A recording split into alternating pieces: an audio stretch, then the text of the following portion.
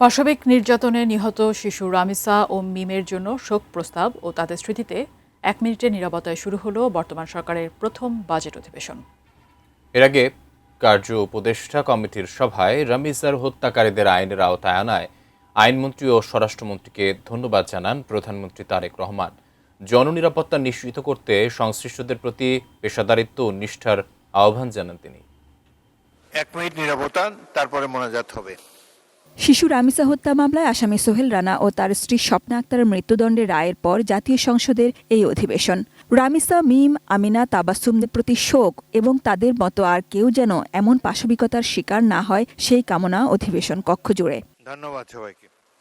রামিসা হত্যাকাণ্ডের পর কতটা দ্রুততায় কার্যক্রম পরিচালনা হয়েছে এবং রায় পর্যন্ত আসা গেছে সংসদে বিবৃতিতে জানালেন আইনমন্ত্রী মোহাম্মদ আসাদুজ্জামান। মাও সত্যিংয়ের একটি ঐতিহাসিক উক্তি আছে, কোনো মৃত্যু থাই পাহাড়ের মতো ভারী। কেবল রামিসা হত্যার বিচার নয়, এমন সকল ঘটনার বিহিতে সরকার দ্রুত এগোচ্ছে বলে জানান আইনমন্ত্রী। রামিসা সহ সম্প্রতি যে সমস্ত ঘটনা ঘটেছে, আমাদের সরকারের পক্ষ থেকে বিশেষ তদারকির মাধ্যমে আমরা তদন্ত এবং বিচার প্রক্রিয়া দ্রুত সম্পন্ন করার জন্য যা যা পদক্ষেপ নেওয়া দরকার আমরা নিয়েছি এবং সেই গতিতে আগাচ্ছে। স্পিকার হাফিজউদ্দিন আহমেদ বীর বিক্রমের সভাপতিত্বে এবং সংসদ নেতা ও প্রধানমন্ত্রী তারেক রহমানের উপস্থিতিতে এই অধিবেশনটি বর্তমান সরকারের প্রথম বাজেট অধিবেশন।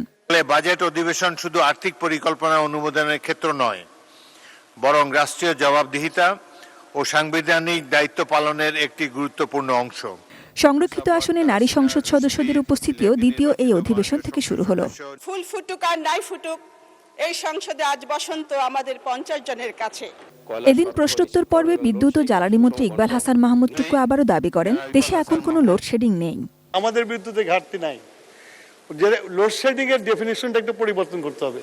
অবশ্য ১ মে থেকে সার কারখানাগুলো চালু হবে বলে যে ঘোষণা তিনি সংসদের গত অধিবেশনে দিয়েছিলেন তা রক্ষা না হয় সমালোচনার মুখেও পড়েন। এখনো আশুগঞ্জ ফার্টিলাইজারে গ্যাসের সাপ্লাই আমরা পাইনি। সংসদে যে প্রতিশ্রুতি দিবেন সেটা ড্রিলিং বা অন্যান্য যাবতীয় আনুষঙ্গিক বিষয় স্টাডি করে তারপরে সংসদে প্রতিশ্রুতি দিবেন। জয়নুল আবদিন ফারুক ও হাসনাত আবদুল্লাহর প্রশ্নের জবাবে তথ্য প্রতিমন্ত্রী ইয়াসের খান চৌধুরী জানান, পেশাগত দায়িত্বের বাইরে গিয়ে ফ্যাসিবাদ উস্কে দেয়া সাংবাদিকদের বিরুদ্ধে ব্যবস্থা নিচ্ছে সরকার। যারা কোনো সন্ত্রাসের কাজ করবে, সে যেই হোক, সে আইনের ঊর্ধ্বে না, তার বিরুদ্ধে প্রচলিত আইনে ব্যবস্থা নেওয়া হবে। জাতীয় সংসদের এই বাজেট অধিবেশন চলবে আগামী ৯ জুলাই পর্যন্ত। ২০২৬-২৭ অর্থ বছরের বাজেট উপস্থাপন করা হবে ১১ জুন। সবাইকে ধন্যবাদ। অধিবেশন শুরুর আগে জাতীয় সংসদ ভবনে কার্য উপদেষ্টা কমিটির সভায় এসব সিদ্ধান্ত জানানো হয়।